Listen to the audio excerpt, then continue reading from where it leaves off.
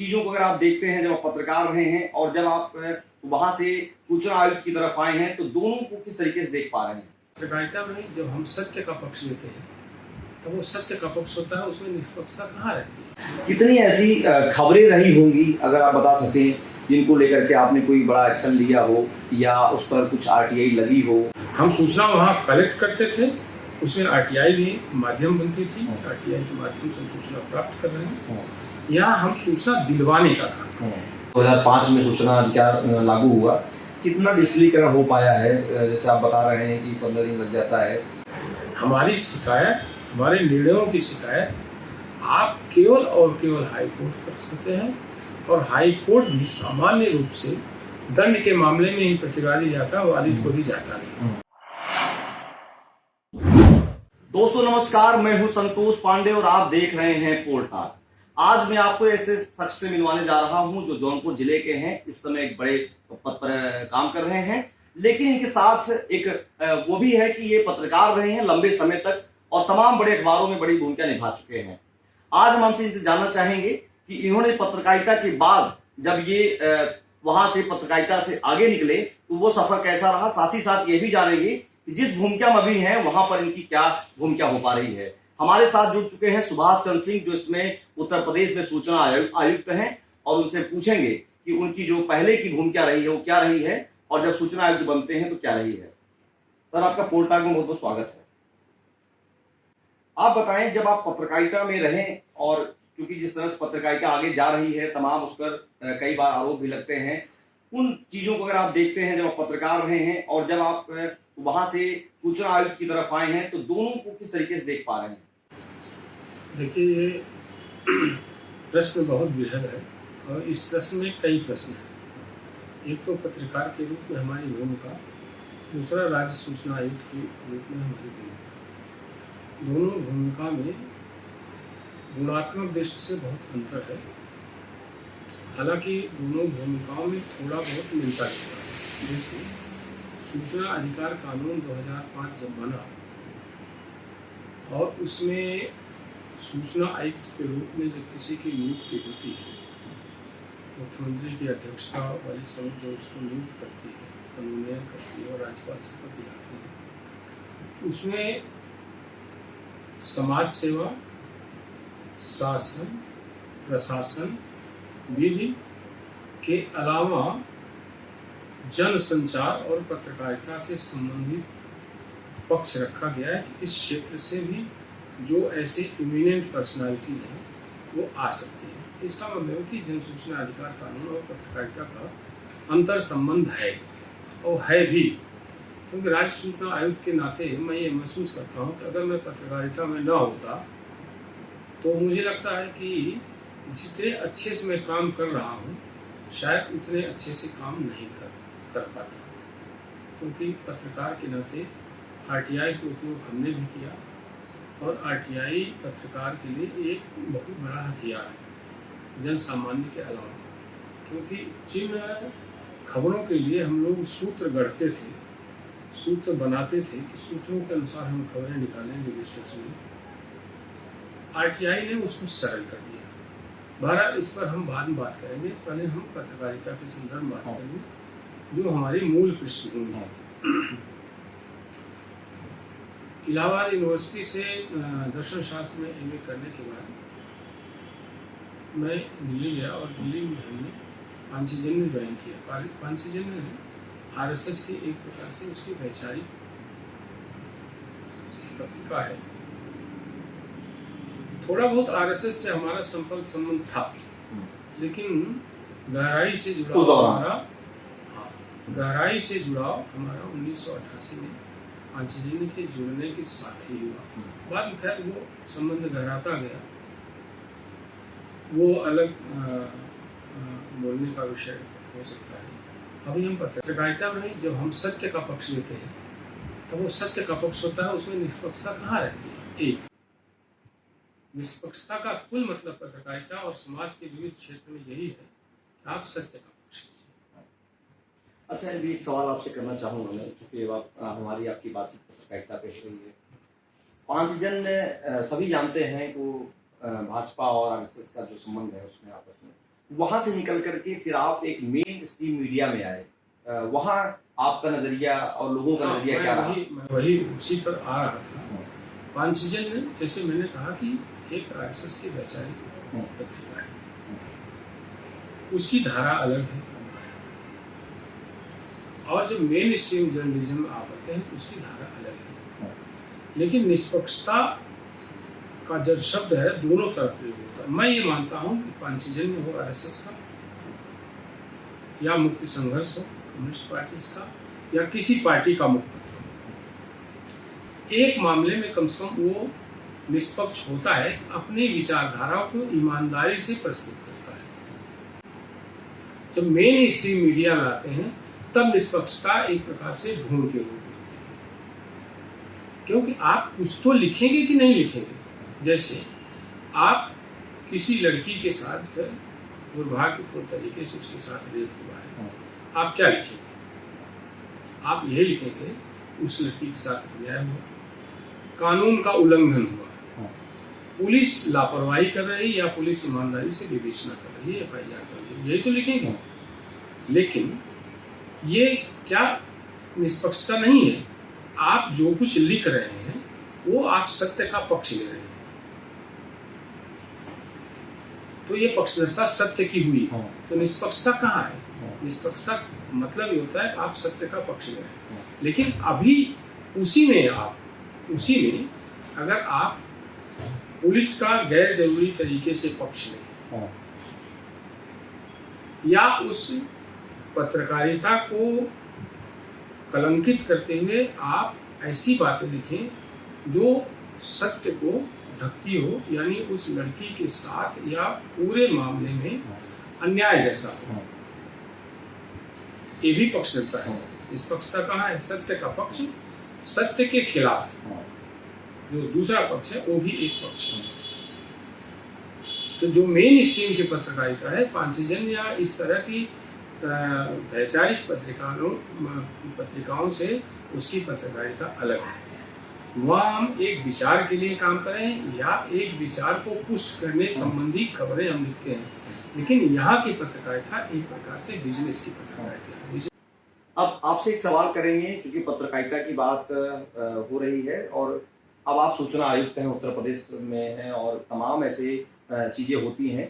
अब यहाँ पर जो आप बता रहे हैं कि पत्रकारों का इस सूचना का जो जिसको सोर्स कहा जाता है, सूत्रों के हवाले से उस पर तमाम लोगों का आपत्ति भी रहता है, सूत्र होते भी नहीं हैं, लेकिन आप बता रहे इस तरीके से अभी जब से आप काम कर रहे हैं यहाँ, कितनी ऐसी खबरें रही होंगी अगर आप बता सकें, जिनको लेकर के आपने कोई बड़ा एक्शन लिया हो या उस पर कुछ आरटीआई लगी हो, जो आपको याद आ रहा हो कि पत्रकार रहने के बाद अगर हम यहाँ काम कर रहे हैं तो इसमें उसको फायदा हुआ हो या उससे कोई बड़ी खबर आई हो, उसे घटना? इस पर हम बोलेंगे, इससे पहले हम थोड़ा सा प्रिंट मीडिया पर बोलेंगे। प्रिंट मीडिया में अभी भी खबरों को लेकर के बहुत सचेत रहते हैं और बड़ी जिम्मेदारी रहती है। उसका एक कारण है, मालिक के इंटरेस्ट को छोड़ दें आप, उससे इतर अगर हम बात करें तो अभी भी केवल और केवल प्रिंट मीडिया है जो मीडिया का असली रूप से प्रतिनिधित्व करता है, क्योंकि सच यहाँ है। और सच केवल इसलिए है कि समाज के भीतर से उठ करके जो आदमी वहाँ गया है वो उसके अंदर थोड़ा जिम्मेदारी का भाव है। अब हम आते हैं आरटीआई पर, भूमिका बदलती है थोड़ा। एक तो सीधे जब प्रिंट मीडिया से राज्य सूचना आयोग बना, एक तो थोड़ा पद का प्रभाव होता है, सामान्य रूप से समाज में होता है। बड़े पद में आदमी जाता है तो उसका सम्मान बढ़ जाता है। अलग सम्मान बनने का कारण केवल यही नहीं है आपकी पर्सनालिटी कैसी है, आपका अतीत 30 साल 35 साल का कैसा रहा है, आपके बारे में लोग कैसा सोचते हैं, आपके बारे में परसेप्शन क्या है, इस पर भी होता है कि आपका सम्मान कितना बढ़ता है कितना घटता है।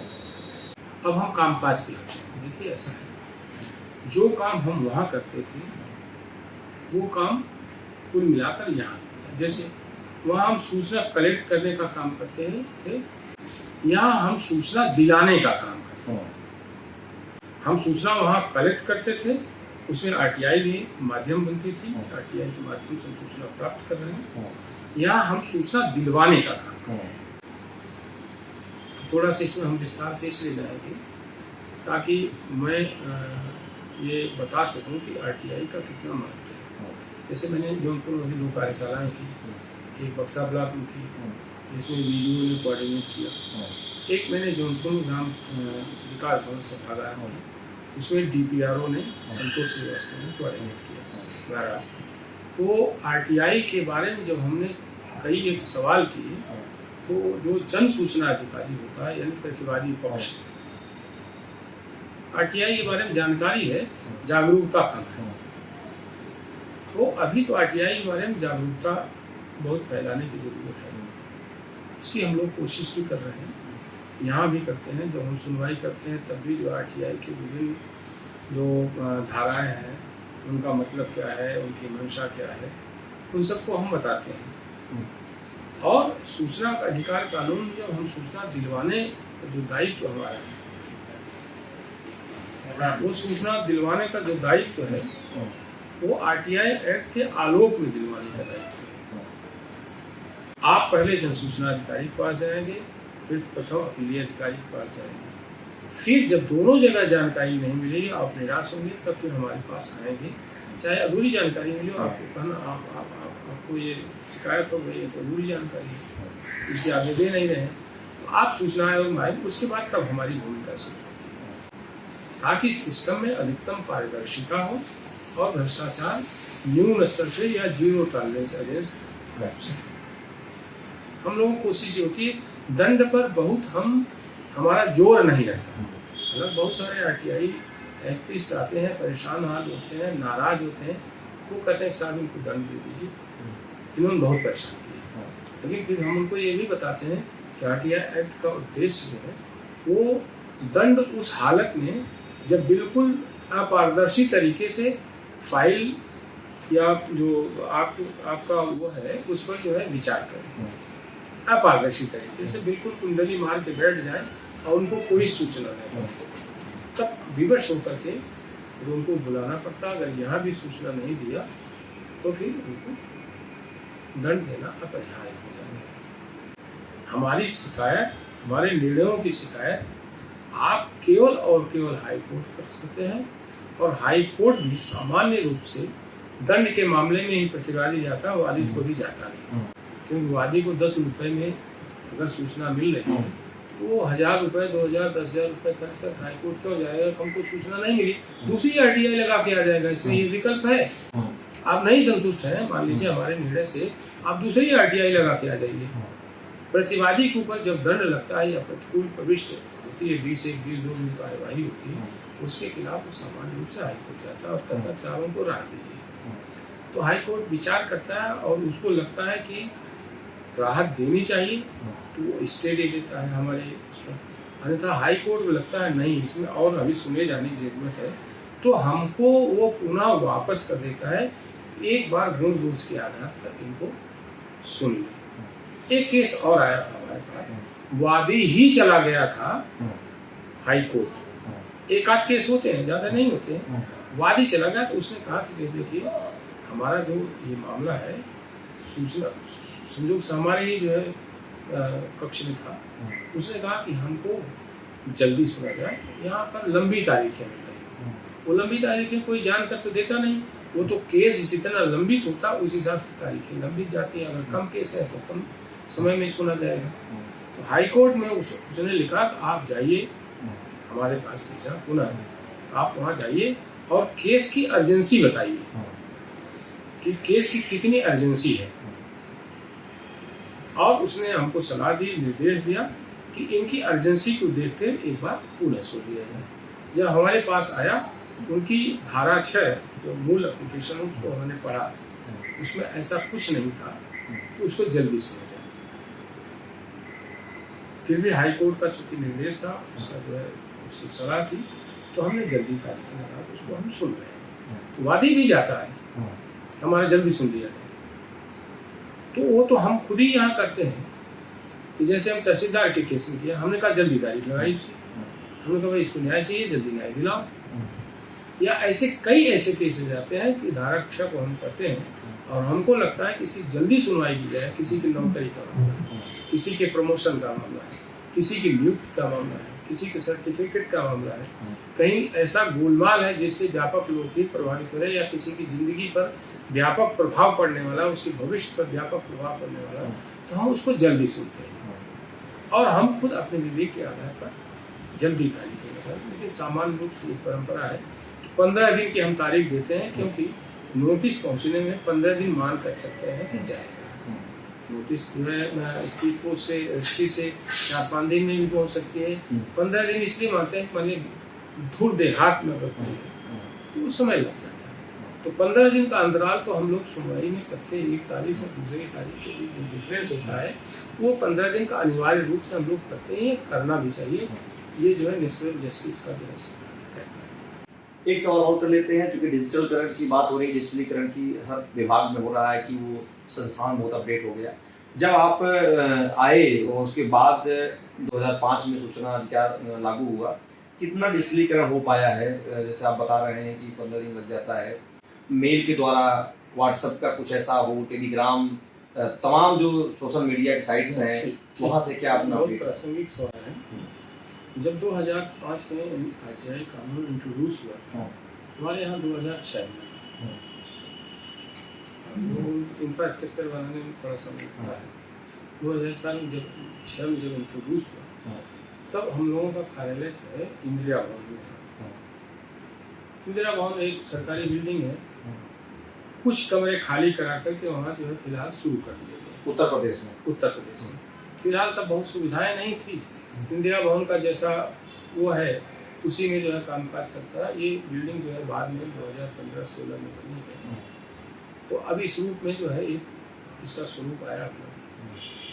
और जब 2005 में बना था तब भी बहुत डिजिटलीकरण हुआ नहीं था, न बहुत ज़्यादा इस तरह के जो है स्मार्टफोन और ये सारी सुविधाएँ थी। मेल तब चल गया था, लेकिन इस तरह का कोई बहुत जैसे डिजिटल इंडिया अब चला है और एक डिजिटल क्रांति जैसा कुछ नहीं था 2005 में। पिछले 4-5 वर्षों में काफ़ी कुछ बहुत सुधार हुआ है। इससे समाज के अनेक क्षेत्र में, सरकारी क्षेत्र में, केंद्र सरकार, राज्य सरकारों में जिस तरह से डिजिटलीकरण हुआ है, उस हिसाब से मेरा ये मानना है कि उसका बहुत फायदा होगा। जैसे वादी या प्रतिवादी नहीं पहुंच पा रहा है, पहले की स्थिति होती तो ये हुआ कि वहाँ से स्पीड पोस्ट करो, रजिस्ट्री करो 10 दिन पहले और ये कहो कि हम नहीं उपस्थित हो पाएगा, हमारा ये कार्य। अब क्या है, मान लीजिए प्रतिवादी को आज उपस्थित होना है और अचानक जो है मुख्यमंत्री जी का कोई प्रोग्राम उसके जिले में लग गया, या कमिश्नर का प्रोग्राम लग गया, मुख्य सचिव का प्रोग्राम लगा, तो पहले वो निपटाएगा फिर हमारे पास आएगा। तो एक हमको मेल कर देता है, एक हमको फैक्स कर देता है कि साहब ये कारण हम उपस्थित नहीं हो पाएंगे। एक प्रकार से उपस्थित माफ़ी हो जाती है कि भाई नहीं आए कोई बात नहीं, सूचना के लिए इनको और अवसर दिया जाए। एक आखिरी सवाल आपसे करेंगे। सूचना लगाने के लिए किसी को कहा जाता है तो उसके मन में एक बार हिचकिचाहट होती है। वो जो पैसा जमा होता है, जो भी है, जो चार्ज है, उसका जो फीस है जो आप बता रहे हैं, उसके लिए क्या आपने कोई आपका विभाग, सूचना आयुक्त विभाग कुछ ऐसा कर रहा हो कि जैसे कैश नहीं है अगर उसके पास है तो पे तमाम जो ऑनलाइन ट्रांजेक्शन हो रहे हैं उस पर कोई विचार हो रहा हो? और दूसरी बात आप बता रहे हैं कि चीज़ें बदल रही हैं, तो उस पर भी विचार तो हम नहीं करेंगे, इसका दुरुपयोग भी हो रहा है। लेकिन है कुल मिलाकर आरटीआई जो है व्यापक समाज में है, व्यापक जनहित में है, और निश्चित तौर पर जो है इसके कारण जो है शासन प्रशासन में पारदर्शिता आई है। लेकिन जैसे जैसे डिजिटाइजेशन बढ़ेगा और पत्रावलियाँ ऑनलाइन होंगी, वैसे वैसे जो है आम आदमी को सहूलियत होगी। लेकिन आरटीआई का महत्व कभी कम नहीं होगा। आरटीआई एक ऐसा अचूक हथियार है आम आदमी का। इसको हम लोग कभी कहते हैं 10 रुपये में न्याय। इतना सस्ता न्याय तो कहीं नहीं मिलता कि 10 रुपये की आरटीआई आपने लगाई, आपको व्यापक सूचनाएं मिल गई। अगर शुल्क उसने 30 दिन के भीतर नहीं मांगा तो चाहे 10,000 पेज की सूचना हो, सब उसको मुफ्त मिलेगी। 30 दिन के बाद अगर शुल्क मांगा या नहीं भी मांगा तो 30 दिन के बाद अगर सूचना दे रहे हैं, चाहे 10,000 पेज की सूचना हो, वो आपको मुफ्त नहीं होगी। लेकिन अगर 30 दिन के भीतर आपने सूचना गणना करके भाई 500 पेज की करीब करीब सूचनाएं हैं, आप हमको 2 रुपये प्रति पेज के हिसाब से 500 पेज सूचना आप 1000 रुपये जमा करिए। अगर आपने 30 दिन के भीतर जमा कर दिया तो पूरी सूचना दे है, नहीं जमा किया और हमारे पास है तो मैं भी आपको यही कहता हूँ कि शुल्क जमा करके सूचना प्राप्त करें, क्योंकि 30 दिन के भीतर आपसे शुल्क मांग लिया गया। तो कुल मिलाकर जब हम पूरे एक निष्कर्ष पर पहुँचते हैं, ऐसा लगता है देश के हित में, समाज के हित में और व्यक्ति के हित में निश्चित तौर पर RTI जो है एक अमोघ अस्त्र है और इसका अधिकतर इस्तेमाल करना चाहिए। तो ये आप देख रहे हैं पोल टॉक में हूं संतोष पांडे। मैंने बताया था कि शुरू में आपको कि एक ऐसे शख्स से मिलवाने जा रहा हूं जिन्होंने पत्रकारिता करने के बाद एक बड़ी लंबी पारी, उसके बाद सूचना आयुक्त हैं। आपने तमाम सवालों का जवाब सुना जो हमारे सवाल थे, लगभग वही सवाल थे जो आप लोगों ने तमाम जगहों पर मुझसे पूछा भी था कि अगर आप जाइएगा तो इन सवालों को करिएगा। तो मुझे लगता है कि आपके लिए जानकारी काफ़ी पर्याप्त होगी और तमाम जो आपके कुछ और कमेंट्स हों तो आप कमेंट बॉक्स में दे सकते हैं और हमसे सवाल पूछ सकते हैं। आज बस इतना ही। लगातार चैनल को देखने, सब्सक्राइब करना नहीं भूलिए। धन्यवाद। जय हिंद, जय भारत।